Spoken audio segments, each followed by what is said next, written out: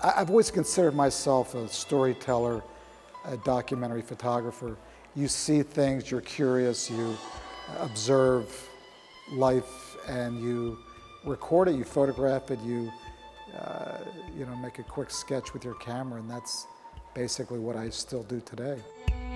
The thing that fascinates me about, I think, life and traveling is that although we live in different cultures, different religions, different places, eat differently, dress differently, fundamentally we're all the same human beings. We just happen to do things in different ways. È un antropologo con la macchina a tracolla, un catalogatore instancabile della varietà del genere umano, di storie, di volti e culture, che restituisce al pubblico sotto forma di sintesi fulminanti, composizioni perfette dai colori meravigliosi. È Steve McCurry, fotografo statunitense che tutto il mondo conosce per l'immagine ormai iconica della ragazza afghana e che ora è a Genova con una grande personale di più di 200 foto, fra cui molte inedite, nel sottoportico di Palazzo Ducale. Intitolata Viaggio intorno all'uomo, accompagnata da un'audioguida con la voce dello stesso McCurry, la mostra si apre con la serie dei visi ambientata all'interno di una suggestiva installazione di tulle neri. Noi amiamo definirlo scherzosamente una pop star. La fotografia di Steve è di una bellezza assoluta, è un grandissimo fotografo, ma ha la caratteristica rispetto a tutti gli altri grandi fotografi di parlare a tutti, di piacere a tutti. Perché? Perché la fotografia di Steve è immediata. Penso che questa sia la chiave, il riconoscersi, l'identificarsi e la curiosità. A cominciare da Sharbat Gula, la ragazza afghana, tutti vogliono sapere di più. I photographed her one afternoon in a school. She was attending a school in a tent, and I heard these voices coming from this tent, and I went over and walked in, and I saw that all these girls were sitting on the floor, and I asked the teacher if I could photograph. So I went in and I saw her in the corner of the room with these amazing eyes and this incredible look, and I knew as soon as I saw her that this was an amazing individual and that it would make a great portrait.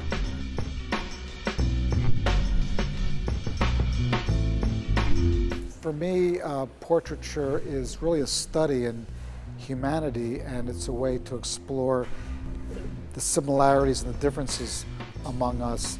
I've always wanted to come to portraiture with an empathy and draw out the humanity in people and really get beneath the skin and really show people their true nature. This is a portrait of Aung San Suu Kyi. She had won the Nobel Peace Prize just before I photographed her in Rangoon. She was the most amazing individual I think I've ever photographed. She, feminine, pretty, smart, articulate, very determined. He had been in the monastery since he was like 7 years old. I was just astonished at the fact that he had spent almost his entire life in this monastery and meditation and Buddhist practice. And had these kind of wonderful lines in his face. È un lavoro che ho sempre pensato non potesse essere esposto a parete. La fotografia di Steve non si presta, secondo me, a essere di sfondo a nulla, non si presta a essere posizionata e neutralizzata a una parete. Sono quelle fotografie in cui tu devi incappare, ci devi sbattere la faccia, ci devi in qualche modo conversare o dialogare o viverla, insomma. Un secondo ambiente, che i curatori hanno intitolato Stanza della vertigine, propone il McCurry più duro e traumatizzante, testimone della guerra e della povertà. Immagini crude, violente, colme di orrore, che spesso hanno i bambini come protagonisti, vittime di un mondo governato dalla follia. McCurry, che ha cominciato la sua carriera nel 1979, entrando clandestinamente nell'Afghanistan invaso dai sovietici, ha visto la sofferenza umana in ogni sua forma, dai conflitti della Cambogia e del Libano allo tsunami in Giappone, ai campi di petrolio incendiati durante la prima guerra del Golfo, fino all'11 settembre. I was in China in September of 2001 working on a story on Buddhism. I came home the night of September the 10th, very tired, very jet lagged. I went to bed almost immediately. And when I got up that morning, I went down to my office to look at my mail, and I got a phone call from somebody who said, you know, look out your window, the World Trade Center, both towers are on fire. So I literally grabbed my camera, which was still unpacked from the night before, and I went up on the elevator in my building on the roof and started photographing.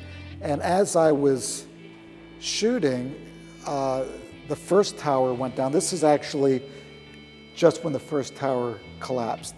After I made this picture, I went down to ground zero and spent the entire day documenting what was going on.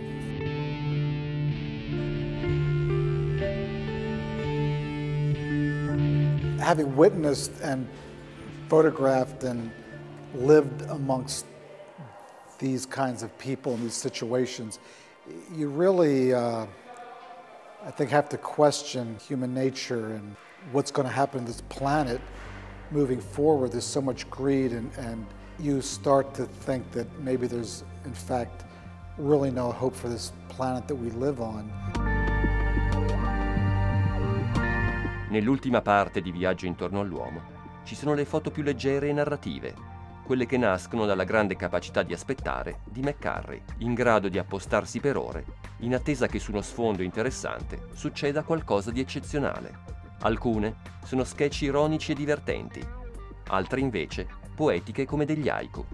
Altre ancora raccontano tradizioni e rituali di ogni parte del mondo, dalla pesca sui pali dello Sri Lanka ai sadhu indiani che si cospargono di cenere durante la festa del Kumbh Mela. Culture tanto ricche quanto fragili, spesso minacciate dalla globalizzazione. There was a time when we were all very distinct, and if you were Italian or American or Chinese or Russian or African, and that's disappearing. And to me, it's sort of an end of an era. Civilization on this planet is in a state of transition, and to me, it's kind of as a melancholy, kind of a sadness or remorse of the loss of that, because to me it was so wonderful how things developed over hundreds of thousands of years, and then within a generation or two they're gone, lost forever.